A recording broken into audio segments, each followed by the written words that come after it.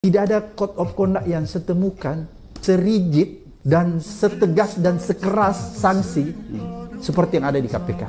Waktu dia jadi penyidik di KPK, itu dia mulus sampai keluar dan habis masa jabatan di KPK, tidak ada masalah. Ketika dia di kepolisian menjadi penyidik kasus-kasus korupsi, dia tertangkap sendiri oleh polisi menerima suap. Ketika saya membawa istri saya ke hotel itu, yang kamarnya yang dibayar oleh KPK dan saya mau masuk ke istri saya di situ, maka itu pelanggaran berat di KPK.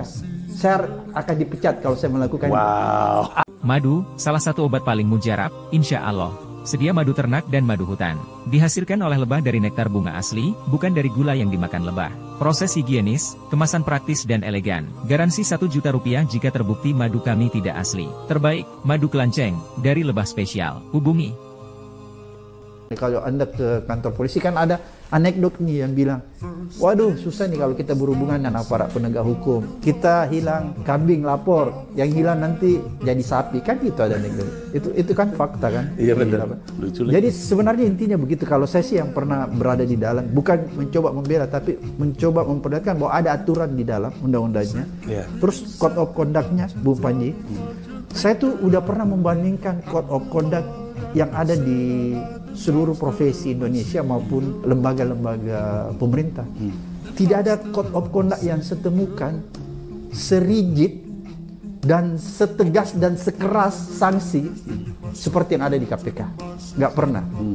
Saya ini satu contoh Bung Panji. Waktu tahun 2016 itu saya udah berhenti jadi KPK. Saya diundang oleh Bank Indonesia. Mereka mau merumuskan code of conduct Bank Indonesia itu. Saya diundang lah. Presentasi, jadi ada 2 orang di situ, saya dengan orang DPR untuk presentasi bagaimana sih code of conduct-nya KPK terus DPR. Ketika saya menyampaikan, mengulas code of conduct-nya KPK, tahu nggak forum yang hadir Bank Indonesia pada saat itu kumpul semua seluruh Indonesia, bercanda dia dalam Pak Bram, kalau code of conduct-nya KPK ini kita adopsi bulat-bulat, maka saya yakin 1 minggu setelah diberlakukan hampir sebagian besar pegawai akan resign.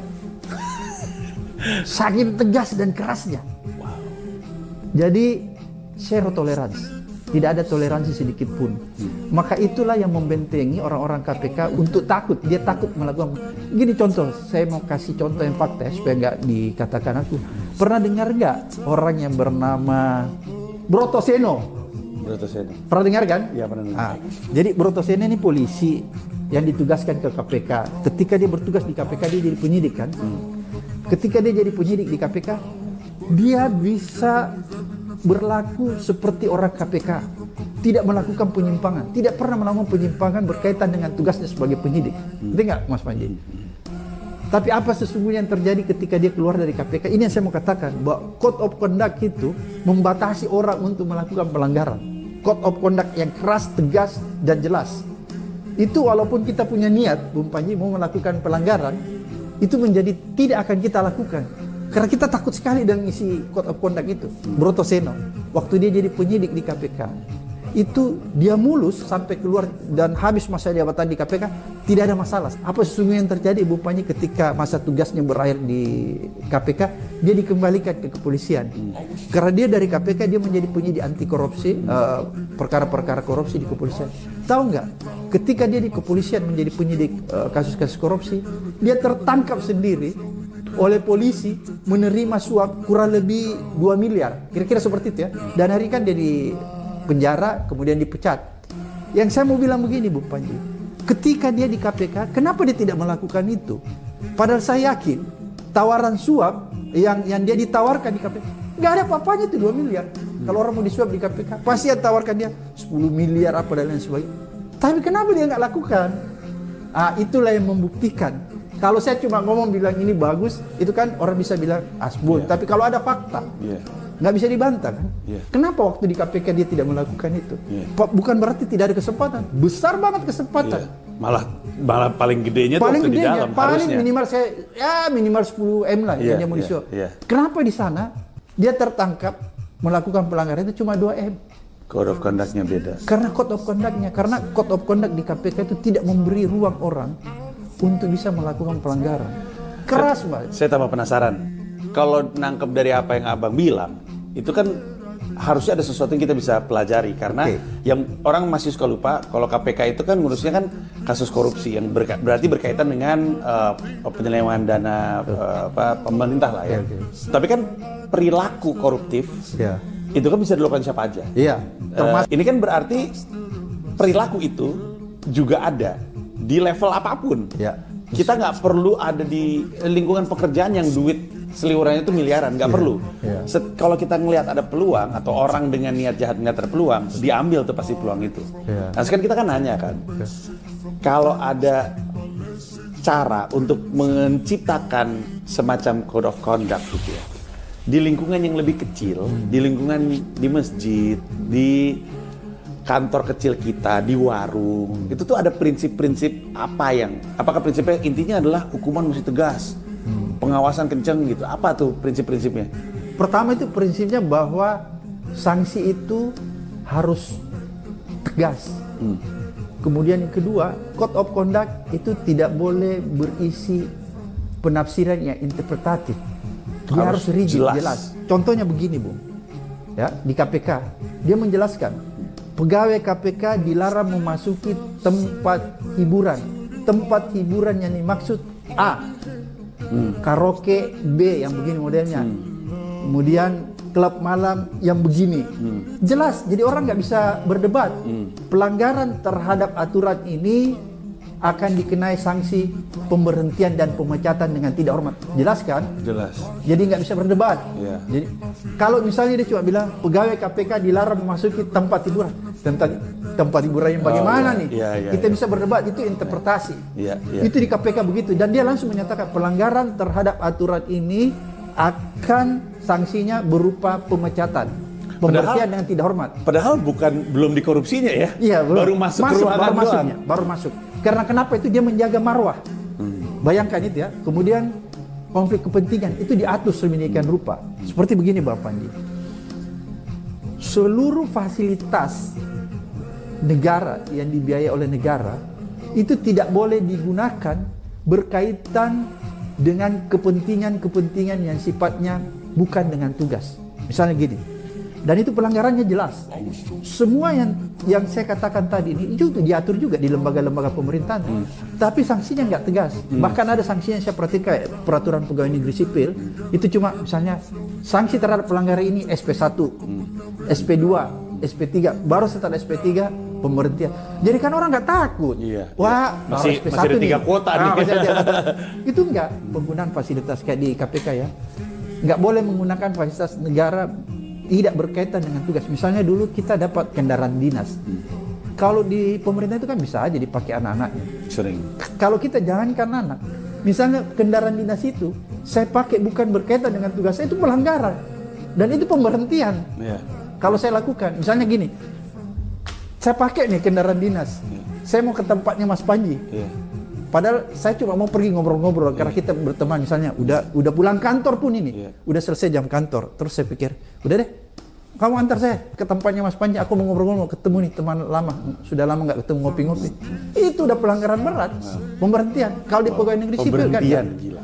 Sama begini, ini pasti Bung Panji ketawa. Gila. Ada satu lagi ya, pernah suatu ketika saya itu dipanggil di Bali hari Sabtu loh untuk ceramah, ya. Karena setiap tugas kita itu akan dibiayai oleh negara, biayai oleh kantor. Jadi karena saya berkaitan dengan tugas, saya memberikan ceramah umum, tapi itu kan hari Sabtu sudah libur, sudah bukan masuk dalam kategori kerja, tapi tugas saya itu tetap tugas kantor, walaupun di hari libur. Jadi saya tetap dibiayai oleh kantor. Semua mulai dari transportasi darat, udara sampai hotel, penginapan di Bali. Bukan panitia, itu KPK yang tanggulangi semua. Jadi ketika karena saya tahu acara ini berlangsung hari Sabtu, hari libur, saya mengajak istri saya. Kan hari libur, nggak apa-apa dong. Kan? Karena saya tahu bahwa istri saya tidak dibiayai kantor, maka saya membelikan tiket. Istri saya tiket pesawat semua kan. Nggak ada masalah itu kan. Berangkatlah aku sama-sama ke Bali. Tapi saya pakai duit pribadi untuk bayar.